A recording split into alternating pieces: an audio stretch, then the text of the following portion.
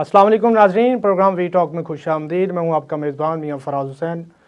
नाज़रीन, बिलाखिर पाकिस्तान तहरीक इंसाफ से बल्ले का निशान जो है वापस ले लिया गया है और पाकिस्तान तहरीक इंसाफ जो है वो इलेक्शन से बाहर हो चुकी है और जो उनके तमाम तर उम्मीदवार थे अब आज़ाद हैसियत से इलेक्शन लड़ रहे हैं और उनको उनके इंतखाबी निशानात हैं जो वो भी अलाट कर दिए गए हैं। और दूसरी जानब आज सुप्रीम कोर्ट में पाकिस्तान तहरीक इंसाफ की जानब से जो दरख्वास्त दायर की गई थी लेवल प्लेइंग फील्ड के हवाले से, उस पर आज समाअत हुई। पाकिस्तान तहरीक इंसाफ ने वो दरख्वास्त जो है अपनी वापस ले ली है और लतीफ़ खोसा साहब ने कहा है जी हमें अदालत से अब उम्मीद नहीं है कि हमें कोई इंसाफ मिलेगा, क्योंकि 13 जनवरी का जो फ़ैसला हो चुका है उससे जो है पाकिस्तान तहरीक इंसाफ को बखेर दिया गया है। तो हमें कोई उम्मीद नहीं है कि पाकिस्तान तहरीक इंसाफ को इंसाफ मिलेगा, क्योंकि हमारे लिए तो मैदान भी छीन लिया गया है और उन्होंने अपनी जो दरख्वास्त है वापस ले ली है।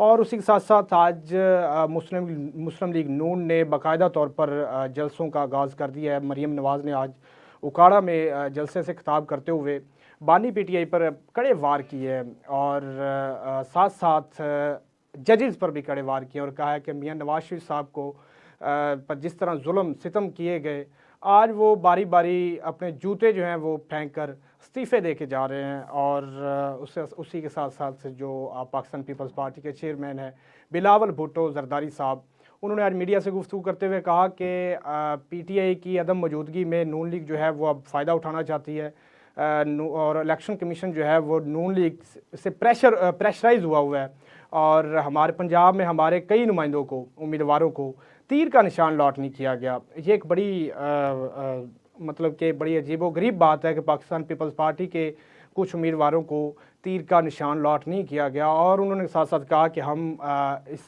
ये जो हमारे खिलाफ साजिश हो रही है हम इसका भरपूर तरीके से मुकाबला करेंगे और इलेक्शन में भी इनको मुंह तोड़ जवाब देंगे। इस तमाम तरह सूरत हाल पर बात करने के लिए हमारे साथ मौजूद हैं सीनियर सहाफ़ी तजियाकार वारिस रज़ा साहब और उनके साथ रज़ा सैयद साहब और उनके साथ सफ़ीना खान साहिबा। बहुत शुक्रिया आप सबका। रज़ा साहब, सबसे पहले आपके पास आना चाहूँगा कि 13 जनवरी को जो फ़ैसला हुआ है पाकिस्तान तहरीक इंसाफ के ख़िलाफ़ जो बल्ले का निशान वापस ले लिया गया है, इस हवाले से आप क्या कहना चाहेंगे? अब तो उनके पास जो प्लान बी था वो भी नाकाम हो चुका है, अब क्या किस पोजीशन में है पाकिस्तान तहरीक इंसाफ?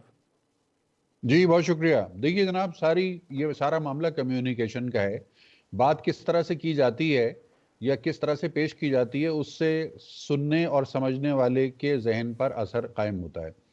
अगर सवाल ये है और तर्ज सवाल ये है और सवाल पूछने का अंदाज ये है कि उनसे तो बल्ला छीन लिया गया, तो इसका मतलब ये है कि उनकी पिच है मजलूमियत और सवाल पूछने वाला जो है वो लोगों के सामने उजागर कर रहा है उनकी मजलूमियत को, जिसे यानी वो कहते हैं पतंग को उड़ाने के लिए दुरकाई दी जाती है तो पतंग ऊंची उड़ जाती है। तहरीक इंसाफ इस वक्त सिर्फ और सिर्फ मजलूमियत की बुनियाद पर या मजलूमियत के तासुर पर इस इलेक्शन को लड़ना चाहती है या इस इलेक्शन में जाना चाहती है। कारकर्दगी नहीं है उनके पास कोई। और पिछले 2 साल के दौरान जो उन्होंने धमा चौकड़ी मचाई है और जो तकसीम दर तकसीम पैदा किया है माशरे के अंदर, उन चीज़ों का जवाब देने के लिए वो बिल्कुल तैयार नहीं है।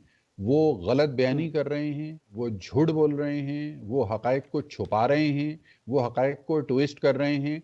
और हम और आप से सवाल ये पूछा जाता है कि जी ओ हो बल्ला ले लिया गया उनसे। भाई क्यों ले लिया गया बल्ला? ये कॉन्टेक्स्ट देखिए। उनसे बल्ला बिल्कुल ले लिया गया, लेकिन इसलिए ले लिया गया कि उन्होंने इलेक्शन कमीशन ऑफ पाकिस्तान में इंट्रा पार्टी इलेक्शंस अपने आइन के मुताबिक बर वक्त करा के नताइज जमा नहीं करवाए। और इलेक्शन कमीशन ऑफ पाकिस्तान जो मजाज है उनके या किसी भी जमात के इंट्रा पार्टी इलेक्शंस के इनेकाद ना होने पर कार्रवाई करने का, उसने कार्रवाई कर दी। नहीं, और उस मतलब कार्रवाई को रज़ा लेकर साहब मतलब कि आप ये समझते हैं कि इंट्रा पार्टी इलेक्शन के बुनियाद बनाकर अगर कुछ गलतियां कुताहियां हुई हैं या फिर अगर कोई पार्टी नहीं करवाती तो उससे फिर पूरी पार्टी को पनिश दी जाएगी, उसको इलेक्शन से बाहर कर बिल्कुल दिया जाएगा? बिल्कुल देखिए, सियासी जमात की जो डेफिनेशन है ना, सियासी जमात की डेफिनेशन को जो क्वालिफाई करेगा उसी को सियासी जमात समझा जाएगा। अगर मैं यहाँ पर एक टॉक शो करता हूं आपके साथ बैठ के और इसमें मैं 4 लोग मुझे जानना पहचानना शुरू हो जाए और उसकी बुनियाद पे जाके मैं दावा कर दूं कि जी मुझे तो पार्लियामान में आना है, ना मैं कागजात नामजदगी जमा करूं, ना मेरा कोई पॉलिटिकल बैकग्राउंड हो, और मैं सिर्फ इस बुनियाद पे कि 4 लोग मुझे बाई नेम बाई फेस जानते हैं तो मैं दावेदार बन जाऊं इस बात का कि जी मेरा तो हक है कि मैं पार्लियामेंट का मेंबर बनूंगा। ऐसा नहीं होता। कायदा कानून सबके लिए मौजूद है। इलेक्शन कमीशन इस मुल्क में आईन है, इस मुल्क में कानून है। इस मुल्क में लाडला इज्म जो है ना वो चलता रहा है। ये बात मानता हूं मैं कि इस मुल्क में लाडला इज्म चलता रहा है। हमेशा मावराए आईन और मावराए कानून सहूलतकारी मिलती रही है बाज लोगों को, जिसमें सरे फहरिस्त है ये जमात के जो इस वक्त मुश्किलात का शिकार है, इसलिए कि वो बैसाखियां नहीं है इनके साथ, इसलिए इनके वो सरपरस्त इस वक्त इनके सर पर हाथ रख के नहीं बैठे हुए, जिन्होंने माजी में लोगों को फोन कर करके या लोगों को डांट पिला के या लोगों को धमका के इनके लिए जायज और नाजायज बंदोबस्त नहीं करवाए। ये वजह है। ये लोग कोई काम तरीके से करने के आदी ही नहीं है। ये धौंस धमकी से या लाड प्यार से काम लेने के आदी हैं। अभी भी आवाम की आंखों में धूल झोंकी जा रही है, बदनाम किया जा रहा है अदलिया को, बदनाम किया जा रहा है रियासती इदारों को। सिर्फ और सिर्फ एक ही मकसद है कि झूठ बोल के आवाम की हमदर्दी को समेटा जाए और दोबारा से इख्तिदार पर काबिज होकर वही 2 नंबर हरकतें वहीं से शुरू की जाएं कि जहां से मुनक़ता हुई थी। वही घड़ियां बेची जाएं, वही 2 नंबर तरीके से लोगों को रिलीफ दिया जाए और फ्रंट मैन बैठ के कमीशन पकड़ें और करोड़ों अरबों का धंधा शुरू हो जाए। वही सब करने की ख्वाहिश है। और किस कीमत के ऊपर है? आवाम की आंखों में धूल झोंकने की कीमत पे है। आई एम सॉरी, मैं इस बात ठीक को है। मानने के लिए तैयार नहीं हूं। मैं इस ठीक इंटरप्रिटेशन को नहीं मानता। कोई मजलूमियत का केस नहीं है ये, माफ कीजिएगा। ठीक है, वारिस साहब आपके पास आऊँगा कि क्या आप समझते हैं, जैसे रज़ा साहब ने कहा जी बिल्कुल उनको कोई भी काम पूरा करने की वो सलाहियत नहीं रखते, या कह लें कि वो नाअहल हैं। वारिस साहब, क्या आप भी समझते हैं कि इंट्रा पार्टी इलेक्शन को बुनियाद बनाकर किसी भी सियासी जमात, पीटीआई नहीं, किसी भी सियासी जमात को इलेक्शन की दौड़ से बाहर कर देना ये एक गैर मुनासिब अमल नहीं है? इससे जमहूरियत को नुकसान नहीं होगा सर? नहीं, देखिए फराज, आपका सवाल जो है ना उसके 3 पार्ट हैं और मैं चाहूंगा कि उन तीनों पार्ट्स पर मैं थोड़ा सा मुझे वक्त दीजिएगा ताकि मैं आपको ब्रीफ कर सकूं। जरूर। बात यह है कि ये तो सियासी पार्टियों को अलहदा करने का या मंजर आम से हटाने का काम तो फातिमा जिन्ना के दौर से शुरू हुआ। 1960 से है ये। 1960 से लेकर तवातुर के साथ जो है ना आज तक चलता चला आ रहा है मुख्तलिफ पार्टियों के हवाले से। एक बात। दूसरी बात यह है कि मैं इस दलील को बिल्कुल मानता हूं, रजा साहब की पूरी गुफ्तगू से जो है ना इत्तेफाक करते हुए मैं इसमें मजीद एक इजाफा करना चाहता हूं, आपकी मालूमात के लिए भी, नाजरीन की मालूमात के लिए भी और यहाँ मौजूद दोस्तों की मालूमात के लिए भी। और वो मालूमात यह है जो मैंने खोज लगाई है या हमारे चंद दोस्तों ने खोज लगाई है। बात यह है कि 2017 28 अगस्त 2017 28 अगस्त 2017 को डॉन में इमरान वसीम ने एक रिपोर्ट की है कि पाकिस्तान तहरीक इंसाफ का बल्ले का निशान इनको न दिया जाए। ये ईसीपी ने एक प्रेस रिलीज जारी की थी 28 अगस्त 2017 को, जिसको रिपोर्ट किया इमरान वसीम ने डॉन अखबार में। बात यह है कि 2017 में और यही चार्जेस थे कि intra party election Waziuddin, justice Waziuddin के हवाले से इंट्रा पार्टी इलेक्शन दुरुस्त नहीं करवाए गए हैं। इंट्रा पार्टी इलेक्शन की दुरुस्त न करवाने की पादाश में तहरीक इंसाफ को यानी यूसी की सतह से लेकर कौमी असम्बली की सतह तक बल्ले का निशान अलॉट नहीं किया जाएगा। ये 2017 है, ये 2017 है। बात यह है कि 2017 में भी इन्होंने इलेक्शन इसी फ्रॉडलेंट तरीके से करवाए गए थे। सवाल यह है कि 2018 के इलेक्शन में वो कौन सी कुव्वतें थीं, वो कौन से माए बाप थे जिन्होंने 2017 के ईसीपी के इस फैसले को टर्न डाउन करवाकर और लाडले को इलेक्शन में जो है ना थ्रो किया। वो कौन सी कुव्वतें थी? बात यह है कि ये आदी हैं, ये बैसाखियों के आदी हैं। ये बैसाखी के बगैर चल नहीं सकते।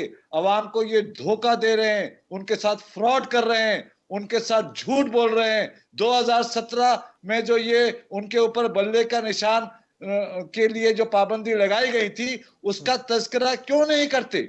क्यों नहीं करते वो एंकर? क्यों नहीं करते वो ब्लॉगर? क्यों नहीं करते वो पीटीआई के तर्जुमान? कि जनाब 2017 में भी हमने यही हरकत की थी, जिसकी वजह से ईसीपी ने इनको वाज़ेह तौर से 28 अगस्त 2017 में बार बार बता रहा हूं ताकि आप सर्च करें और इस रिपोर्ट को देखें कि उस रिपोर्ट में ये लिखा है कि इनको बल्ले का निशान नहीं दिया जाएगा, इसलिए कि इंट्रा पार्टी इलेक्शन में ये बेईमानी करते हैं, झूठ बोलते हैं, धोखाधड़ी करते हैं। लेकिन 2018 के इलेक्शन में वो कौन सी कुव्वतें थी, वो कौन से माए बाप थे जिन्होंने इनको सपोर्ट देकर ईसीपी को लेट डाउन कर ईसीपी के फैसले को लेट डाउन कर जो है ना इनको इलेक्शन लड़वाया? कौन थी वो कुव्वतें? आज वो कुव्वतें नहीं है। लिहाजा आज सुप्रीम कोर्ट का फैसला बिल्कुल 200% कानून के मुताबिक है। इनको इससे ज्यादा की सजा मिलनी चाहिए जिसके ये मुस्तहिक हैं। ये झूठ बोलते हैं, लोगों से, आवाम से झूठ बोलते हैं, जमहूरियत से झूठ बोलते हैं। ठीक है वारिस साहब। सफीना साहब आपके पास आऊँगा कि जैसे वारिस साहब ने कहा कि इंटर पार्टी इलेक्शन ठीक से नहीं करवाए, ज़ाहिर बात है आपको भी पता है, हमें भी पता है कि जैसे पाकिस्तान में सियासी जमातों के इंटर पार्टीज इलेक्शन होते हैं, जैसे जून 2022 में पाकिस्तान मुस्लिम लीग नून के इंटर पार्टी इलेक्शन हुए, जैसे आज लतीफ़ खोसा साहब ने आज बाकायदा कहा, उन्होंने कहा जी मैंने खुद बिल्कुल इसी तरह ही पाकिस्तान पीपल्स पार्टी में भी इंटर पार्टी इलेक्शन करवाए, लेकिन उस वक्त कोई सवाल नहीं किया गया। तो पाकिस्तान तहरीक इंसाफ के इलेक्शन पर ही इतनी सख्त स्क्रूटनी क्यों की गई, इतनी जांच पड़ताल क्यों की गई है और आखिरकार उनसे बल्ले का निशान वापस ले लिया गया और इलेक्शन से बाहर कर दिया गया?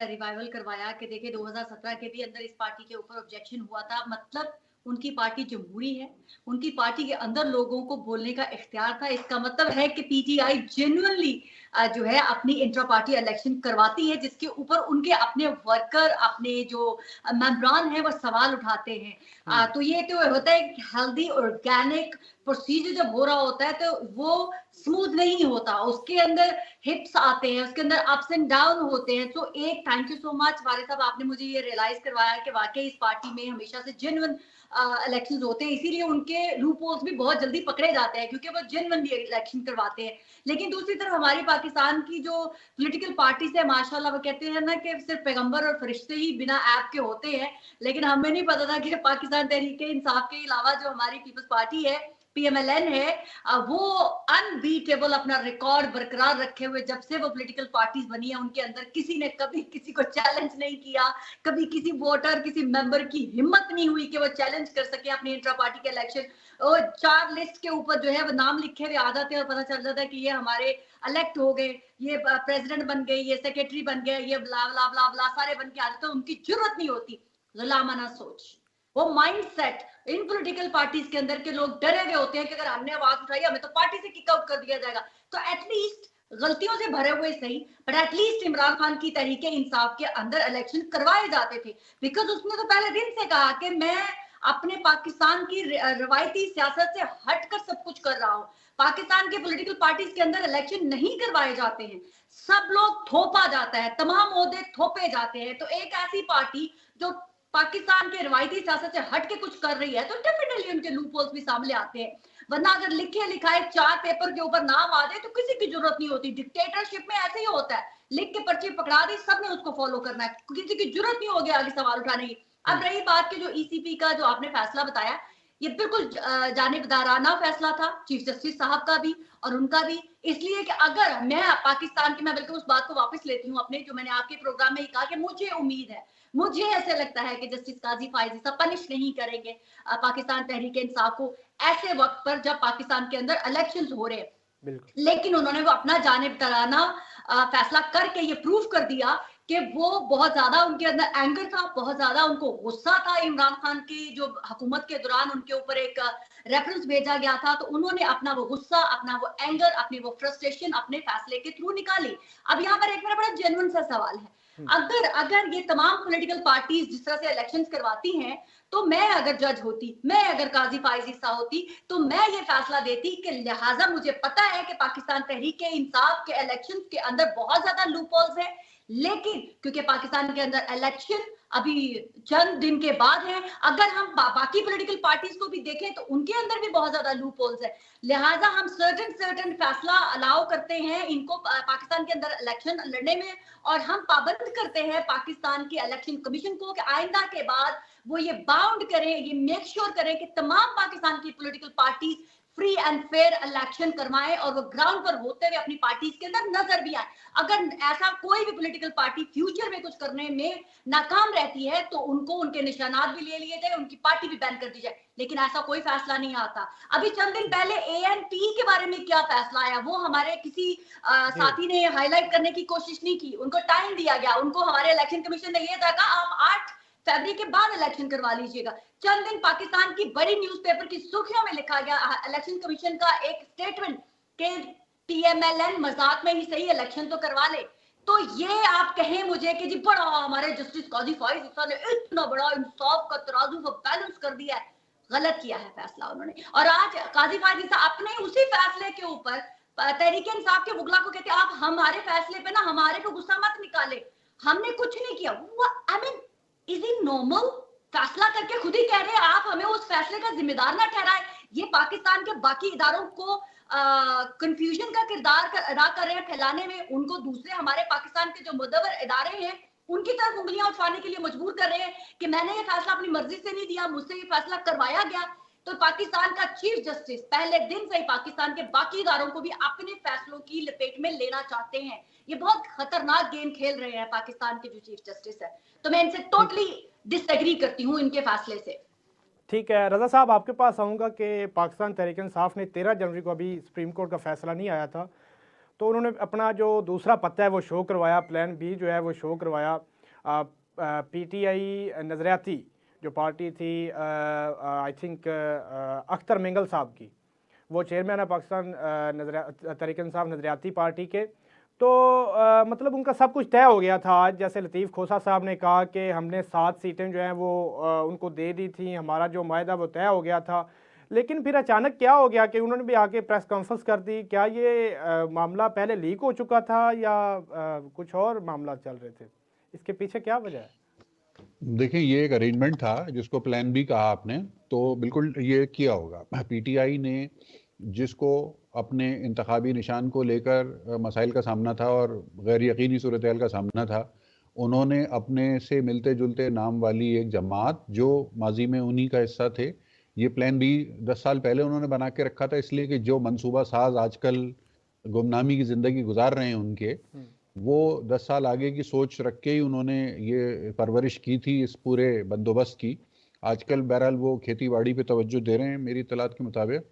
तो उन्होंने 10 साल पहले ये बंदोबस्त अरेंज करा के रख दिया था, और भी पता नहीं क्या क्या चीज़ें उन्होंने 10 साल पहले बना के रखी होंगी, इनकी पिटारी में से निकलेंगी एक के बाद एक।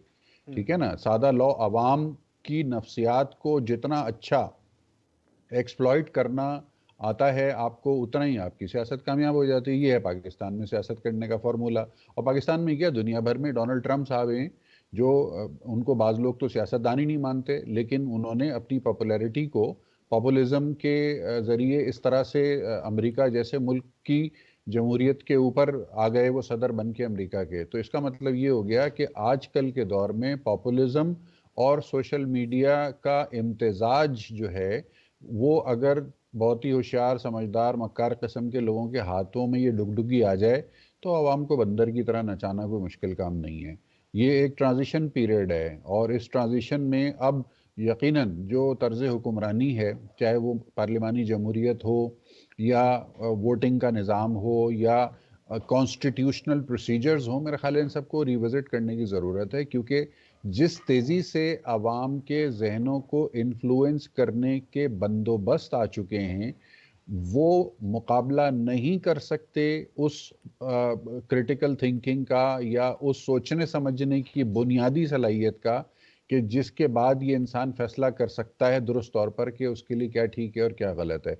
इस वक्त बम्बार्डमेंट हो रही है, इस वक्त प्रोपेगेंडे की बम्बार्डमेंट हो रही है, इतना ज़्यादा मकदार में और इतनी तादाद में और हर सिम से प्रोपेगेंडा आ रहा है कि एक आम आदमी उसकी ताब नहीं ला पा रहा, और वो बिल्कुल चरिया हो जाता है, बेकार हो जाता है, बेवकूफ़ बन जाता है, और या तो वो फ्रस्ट्रेट हो जाता है या फिर वो मिसगाइड हो जाता है। तो ऐसे में जरूरत है रीसेट बटन दबाने की, एक ऐसा रीसेट बटन कि जो लोगों को सोच समझकर अपने मुस्तकबिल का फैसला करने का मौका फराहम करे। प्लान बी उन्होंने अडॉप्ट किया था, उनके प्लान बी के ऊपर जिनसे उनका मुकाबला था उन्होंने अपना प्लान बी लगा दिया। तो ठीक है। बात यह है कि हाँ, बात यह है कि जब 2 फरीक या 3 फरीक या 4 फरीक किसी मुकाबले में जाते हैं, वर्ल्ड कप टूर्नामेंट होता है ना, 12 टीमें आती हैं, तो हर टीम जो है वो अपना अपना plan A, plan B, plan C लेके आती है। ये तो फिर मैच वाले दिन की बात होती है कि ग्राउंड में किसने अपना प्लान ए लगाया और किसने बी किसका लगाया और प्लान किसने काम सी करता है, लगाया। किसका प्लान नहीं काम हाँ करता। वारिस साहब, आपके पास हाँ आऊँगा कि खबरें ये चल रही थी कि शेख रशीद ने भी दावत दी थी कि मेरी पार्टी से आप आ जाएं, अपने उम्मीदवार उतारें, इलेक्शन में हिस्सा लें, लेकिन पाकिस्तान तहरीक इंसाफ ने उन पर एतमाद नहीं किया और उनके खिलाफ भी अपने जो कैंडिडेट खड़े कर दिए। तो अख्तर मेंगल की बजाय आप नहीं समझते कि शेख साहब के पास चले जाते तो वो हो सकता था कि वो स्टैंड ले जाते, इनका साथ दे जाते और आज किसी सूरत में पाकिस्तान तहरीक इंसाफ बची रहती? अच्छा फराज, इसमें दो चीजें हैं। मैं थोड़ा सा गालिबन आप अख्तर मेंगल जो कह रहे हैं वो गलत कह रहे हैं, वो इकबाल साहब है। अख्तर इकबाल मेंगल, अख्तर इकबाल डार हैं। सॉरी, हाँ अख्तर, बिल्कुल अख्तर इकबाल डार। तो काइंडली थोड़ा सा इसको करेक्ट कर लीजिए ताकि जो है जी ना जी चीजें वो ना। दूसरी बात यह है कि मैं एक और करेक्शन चाहता हूँ, और वो ये है कि सफीना बहुत अच्छा उन्होंने झूठ को एलोब्रेट किया इमरान खान की तरह। इनकी इस पर जितनी तारीफ की जाए, बेहतरीन ऑरेटर हैं ये, और इनको इससे ज्यादा सलाहियतों से नवाजा जाए। अल्लाह ताला इससे ज्यादा सलाहियतें इनमें झूठ बोलने की हों और ऑरेट करने की हों। अल्लाह करे, मेरी ये दुआ है, क्योंकि जिस खूबसूरती से इन्होंने दिफा किया है वो बड़ा कमाल है। हाँ, और दूसरा ये है कि इन्होंने एक तारीखी तौर से और रिकॉर्ड के हवाले से गलती की है, और एएनपी का इन्होंने एक हवाला दिया है। एएनपी का हवाला जो आपने दिया है वो बिल्कुल गलत दिया है। ईसीपी ने एएनपी को इसलिए 20,000 का जुर्माना दिया है कि एएनपी के इलेक्शन के 5 साल मुकम्मल नहीं हुए थे, और जिस पार्टी के 5 साल मुकम्मल ना हो, विद इन 5 ईयर्स वो उसके कुछ महीने रहते हों, तो वो उनमें इलेक्शन करवा सकती है। तो लिहाजा इसी वजह से उन पर जुर्माना आयद करके और उनसे कहा गया है कि आप इतने इतने वक्त तक इलेक्शन करवा लें। लिहाजा इस दो करेक्शन के बाद अब मैं आता हूं आपके सवाल की तरफ। जी। बात यह है कि शेख रशीद साहब जो है वो जाहिर है कि उनको जिस तरीके से खड़ा किया गया या जो खड़े हुए, शेख रशीद साहब खुद ये समझ रहे थे कि शायद कि उन्होंने जो असली और नस्ली, वो एक जुमला है ना उनका एक खास जी कि जी मैं असली हूं और नस्ली हूं, तो वो असली और नस्ली साहब जो है ना ये समझ रहे थे कि वो भी शायद कि इमरान खान भी असली और नस्ली हैं। तो अब आज उन्हें ये पता चला कि भाई मैं तो बहुत ही असली और नस्ली हूँ, लेकिन मेरा पाला जो है ना असली और नस्ली से नहीं पड़ा, लिहाजा वो आज शिकवा और शिकायत कर रहे हैं। तो बात यह है कि इमरान खान जो है वो क्यों शेख रशीद को जो है ना अपनी पार्टी या अपने उम्मीदवारान दे। सवाल तो ये है कि वो जो ये मासूमाना उम्मीद लगाए बैठे थे, तो ये शेख रशीद की गलती है, उन इमरान खान या उनकी पार्टी की कोई गलती इसमें नहीं है। मैं समझता हूँ उन्होंने जो असली ना होने का सबूत है वो दोबारा से दिया है, यानी शेख रशीद के हवाले से। दूसरी बात यह है कि जो आप कह रहे हैं ना कि इकबाल डार साहब जो के हवाले से, तो देखिए ये प्लान बी प्लान सी वगैरह के मामला जो ना वो चलते रहते हैं, पॉलिटिकल पार्टियों में इत्तेहाद चलते रहते हैं, वो इत्तेहाद टूटते भी रहते हैं। अब जाहिर है कि अब ये तो ये कह रहे हैं ना खोसा साहब के जनाब हमारे सारे हो गए थे, किसी ने उनको रात को जो है ना आके कहा और उन्होंने जनाब प्रेशर दिया। तो सवाल ये है कि मुझे ये कोई बता दे, सफीना ही बता दे कि 2017 के इलेक्शन कमीशन ने जिस पार्टी को बल्ले का निशान देने के लिए सर्कुलर निकाला था, उसको 2018 में इलेक्शन किसने लड़वाया? ठीक है, आपका और पॉइंट आ कैसे गया। लड़वाया? ठीक है वारिस साहब, आपका पॉइंट आ गया। सफीना साहिबा, अब कोई प्लान सी भी मौजूद है? कैसे पाकिस्तान तहरीक इंसाफ इंतखाबी मुहिम का आगाज़ करेगी, कैसे लोगों में जाएगी? मतलब क्योंकि अभी तक ना तो कोई कॉर्नर मीटिंग, अब तो फैसला भी हो चुका है, अब क्या प्लान, किस प्लान के साथ अवाम में जा रहे हैं? कुछ समझ नहीं आ रही अभी तक तो इनकी। फराज, इनका प्लान भी बकवास था।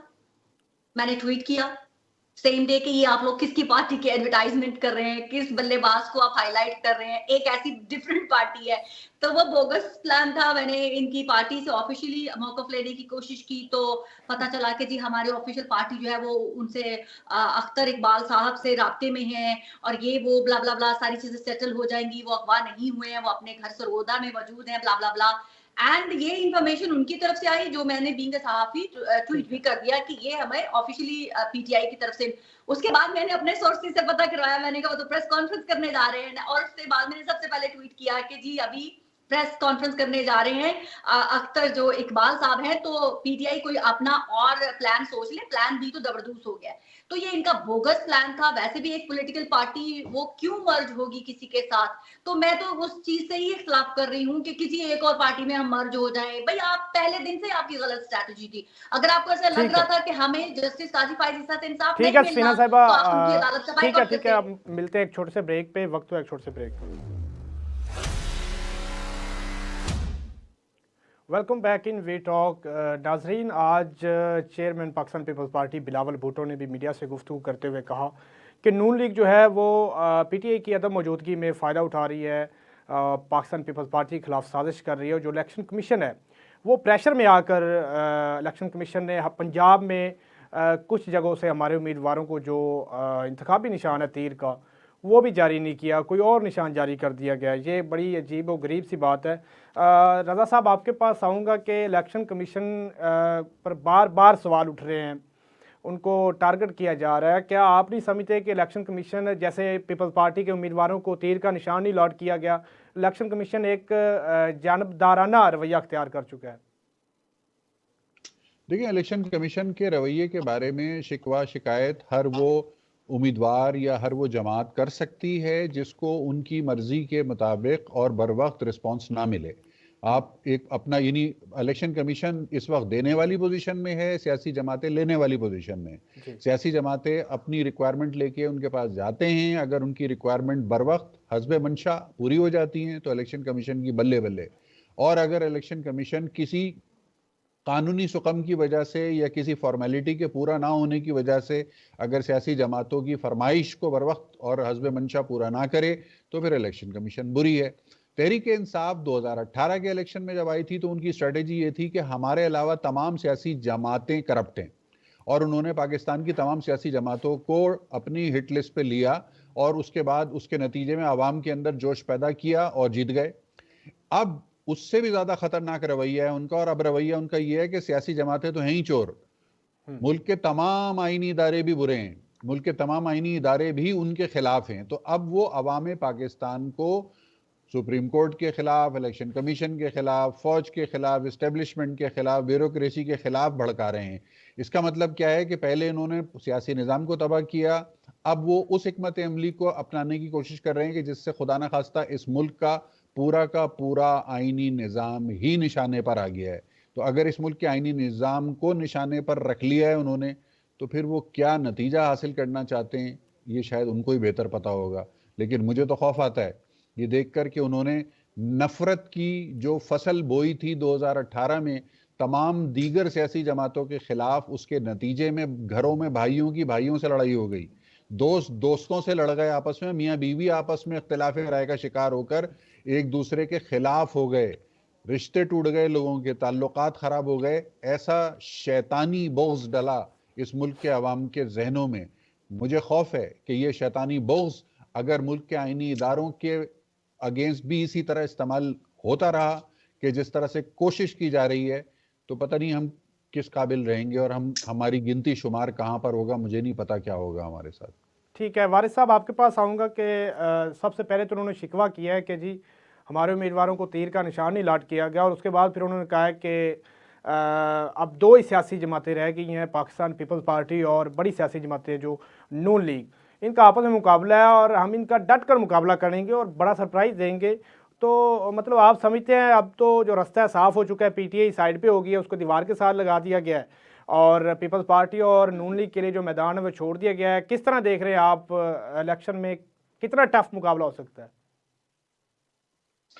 अच्छा, इसमें मैं ये समझ रहा हूँ, ये आज सुबह ही की रिपोर्ट थी और शीर रहमान ने इस पर एक प्रेस कॉन्फ्रेंस भी की है कि जनाब हमारे कुछ मेंबरान को जो है ना वो यानी आज़ाद उम्मीदवार की हैसियत से ट्रीट किया जा रहा है।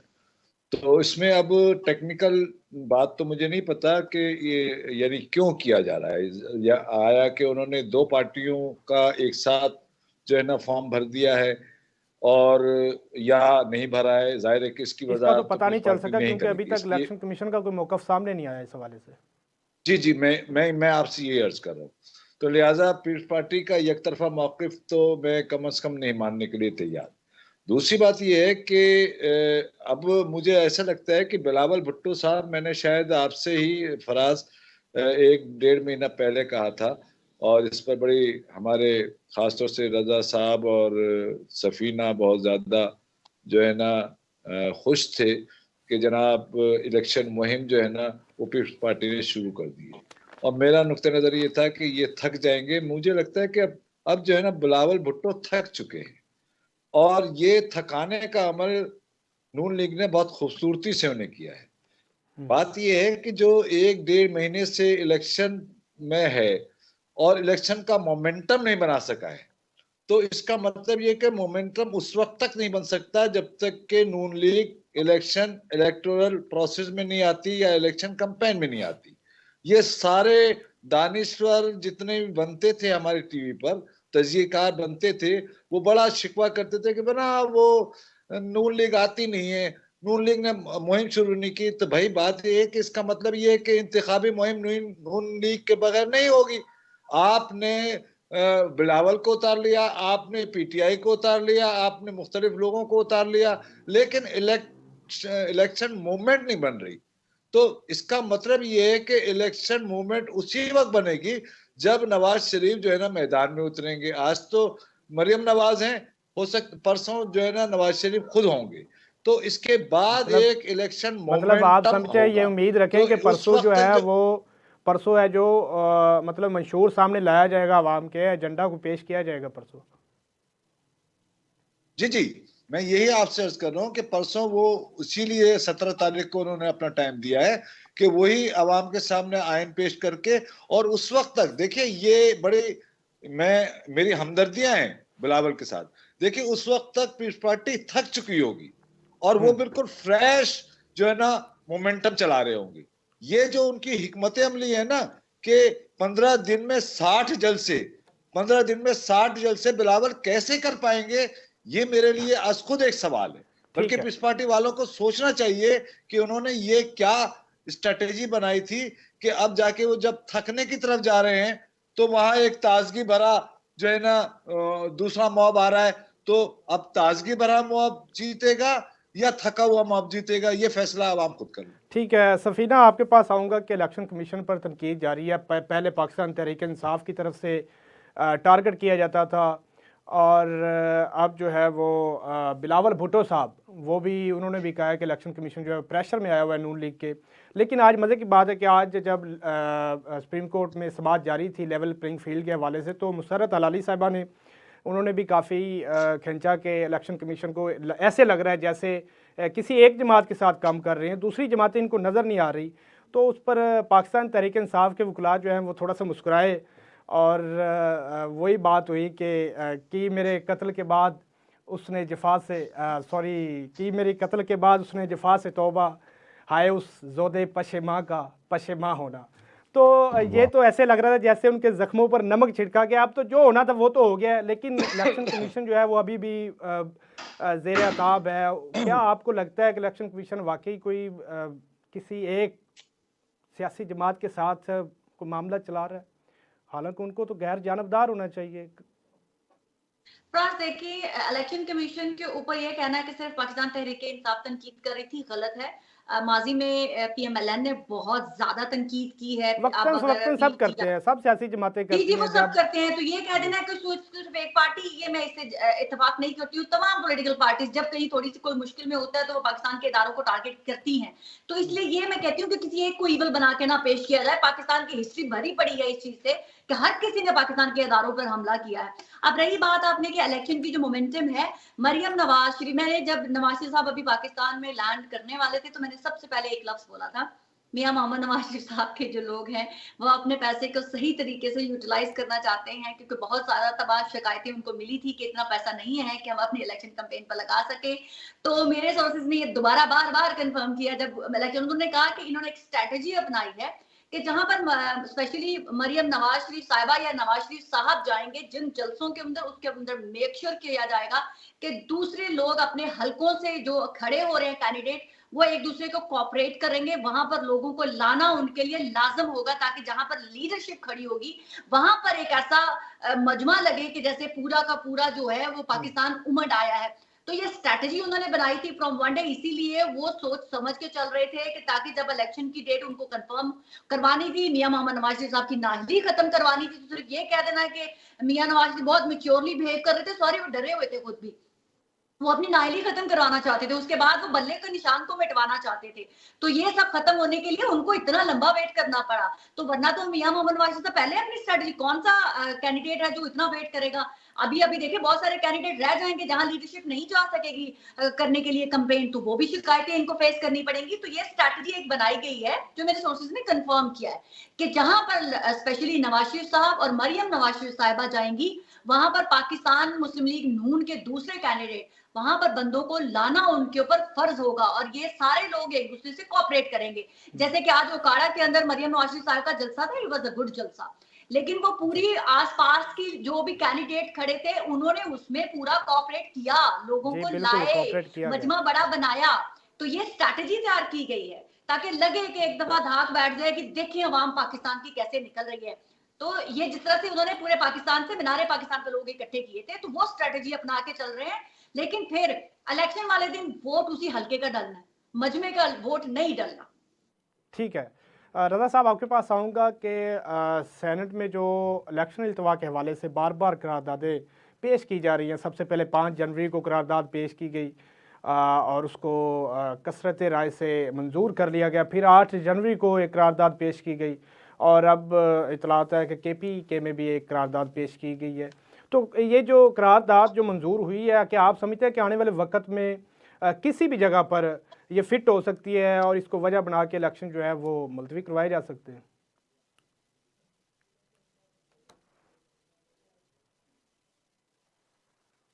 ये बात हमने पहले भी डिस्कस की थी कि मुख्तलिफ इंटरेस्ट ग्रुप्स होते हैं और पार्लियामेंट में भी इंटरेस्ट ग्रुप्स होते हैं। एक तो पॉलिटिकल पार्टी होती है और एक होता है इंटरेस्ट ग्रुप। इंटरेस्ट ग्रुप वो उन लोगों पर मुश्तमिल होता है कि जो किसी खास मफाद या मुश्तरका मफाद के तहत एक दूसरे के साथ कॉपरेट कर रहे होते हैं। अच्छा, अब होता ये है कि मैं एक बड़ी सादा सी मिसाल दूंगा आपको कि जब आपके घर में किसी ने मेहमान आना होता है अगले दिन, तो आप उसके खाने के लिए बंदोबस्त आपने करना होता है, तो आपको पता होता है कि उसे क्या चीज़ पसंद है, लेकिन आप जो उसकी पसंद की चीज़ें, उनके साथ साथ 1-2 चीज़ें आप एक्स्ट्रा भी रख लेते हैं साथ में जो न्यूट्रल सी होती हैं, और इस सोच के तहत रख लेते हैं कि चलो ये सब्जी इजाफी हो जाएगी या ये एक स्नैक इजाफी हो जाएगा। तो यहाँ इंटरेस्ट ग्रुप्स जो हैं ये भी इसी तरह की विंडो शॉपिंग करते हुए नजर आ रहे हैं कि जी चलो कभी किसी का मूड बन जाए इलेक्शन पोस्टपोन करने का, तो उस वक्त हमारी करारदाद काम आ जाएगी। हाँ। और जब हमारी करारदाद काम आएगी तो हमारे पैसे वसूल हो जाएंगे, मतलब हमारी मेहनत वसूल हो जाएगी। तो ये बस इससे ज्यादा कुछ नहीं है। लेकिन अब तो जरूरत भी नहीं है, अब तो पीटीआई बाहर हो चुकी है, अब तो उसको फायदा नहीं है वैसे। हाँ, ये मतलब ये सब बंदोबस्त के काम थे। हाँ, ये बंदोबस्त मतलब प्लानिंग के तहत रखी गई है। वारिस साहब, आपके पास आऊंगा, क्या ये जो करारदादें पेश की जा रही हैं जो मंजूर हुई है, इसके पीछे भी कोई ताकतें मौजूद हैं या फिर? देखिए, बड़ी अच्छी बात कही रजा साहब ने। ये असल में जो है ना कुछ ग्रुप्स ऐसे बनाए जाते हैं जो कि जो है ना वक्तन फवक्तन उनकी ज़बान, यानी हमारी इस्टेब्लिशमेंट या बकौल काजी फाइज साहब के कि भाई इस्टेब्लिशमेंट ना कहा करें, आप उनको फौज कहा करें। तो मैं उन्हीं की जबान बोल रहा हूँ कि यानी फौज अपने तौर से या उनकी जो अशराफिया है वो अपने तौर से कुछ लोग अफराद को या कुछ ग्रुप्स को रखती है ताकि वो अपनी कहीं ना कहीं जाके अपनी नुमाइंदगी करें। तो ये इस किस्म के लोग होते हैं जो उनकी नुमाइंदगी कर रहे होते हैं, और उनकी नुमाइंदगी करने का जाहिर है कि वो यानी जजिया भी वसूल करते हैं उसका, या किसी न किसी शक्ल में जजिया वसूल करते हैं। जैसे कि दिलावर साहब के टोबैको का बहुत बड़ा कारोबार है। कौन जजिया और वसूल टोबैको करते हैं, ये सेनेटर या फिर नुमाइंदगी करने वाले? नहीं, सेनेटर की बात करूं, सेनेटर्स की बात करूं। जैसे जैसे दिलावर खान है तो वो बहुत बड़े टोबैको के बहुत बड़े जो है ना टाइकॉन है, तो वो जाहिर है कि अपने मफादात को या अपने कारोबार को बचाने के मामला करते हैं। और दूसरी बात इसमें बड़ी एक अहम बहुत बहुत बात है कि इन तमाम करारदादों पर मुहित जो भी 3 करारदादें तकरीबन पेश की जा चुकी हैं, जी। उस पर आज इलेक्शन कमीशन ने वाज़े तौर से कहा दिया है कि इन करारदादों को हम मानने से बिल्कुल हम पाबंद नहीं है, और इलेक्शन जो है ना लेकिन सर वो वो 8 तो उन्होंने फरवरी नोटिस को जारी हर कर दिया, सूरत लेकिन में। आपने ही कुछ देर पहले बताया हमें कि 2017 में भी पीटीआई को बल्ले का निशान लॉट नहीं होना था, लेकिन उसके बावजूद लॉट हुआ। इलेक्शन कमीशन ने लॉट नहीं करना था, लेकिन उनको बल्ले का निशान लॉट किया गया। तो ये तो मरासलात जो हैं ये जारी रहते हैं। सफीना, आपके पास आऊँगा। नहीं, जब पहली करारदाद मंजूर बिल्कुल। हुई थी तो आपने कहा था ये किसी वजह से हुई है मंजूर, किसी प्लान के तहत किया जा रहा है। अब तो 2 और करारदादें पेश कर दी गई हैं, क्या कहेंगी इस हवाले से? Thank you Faraz. देखिए, मैं पहले दिन से बिलीव कर रही थी, और बाकी लोग शायद इस चीज से इत्तेफाक नहीं कर रहे थे कि ऐसे रैंडमली किसी ने आके करवा दिया। मैं पहले दिन से मेरा बड़ा फर्मली बिलीव था कि ये हर चीज जो है परसू की जा रही है, एक प्रॉपर चैनल के थ्रू की जा रही है, और उसको हमारे सेनेट चेयरमैन प्रॉपर एंटरटेन कर रहे हैं, मेक श्योर कर रहे हैं कि उसके ऊपर तमाम लीगल वर्क जो है कंप्लीट हो, ताकि उसके ऊपर कोई आवाज ना उठा सके। इलेक्शन कमीशन का ये बिल्कुल इख्तियार नहीं है कि वो सेनेट के अंदर हुई किसी भी चीज को चैलेंज कर सके। पाकिस्तान के जो चीफ जस्टिस हैं, उन्होंने अल ऐलान कहा है कि सेनेट और जो पाकिस्तान की पार्लियामेंट है वो सबसे सुप्रीम है, वहां पर हुए हुए फैसले हम तमाम इदारों पर मानने लाजमी है। तो इलेक्शन कमीशन कौन है? हेलो, उनको पाकिस्तान की पार्लियामेंट, पाकिस्तान का सेनेट ऑर्डर करता है कि आपने इलेक्शन करवाने हैं, और जब पाकिस्तान की पार्लियामेंट, पाकिस्तान का सेनेट ऑर्डर करता है कि आप इलेक्शन नहीं करवाएंगे तो आप इलेक्शन नहीं करवा सकते। पाकिस्तान इलेक्शन कमीशन को एक इंडिविजुअल इदारा नहीं है कि जो उठे एकदम से और सोचे कि जी नहीं, हाँ मैं सबको जबरदूस करता हूँ, और अगर पाकिस्तान की पार्लियामेंट और अगर पाकिस्तान के सेनेट कह रहा है कि इलेक्शन नहीं होने, हम करवा के दिखाएंगे। जब पाकिस्तान के सियासतदान नहीं चाहते इलेक्शन, तो इलेक्शन कमीशन किस तरह से इलेक्शन करवा सकता है?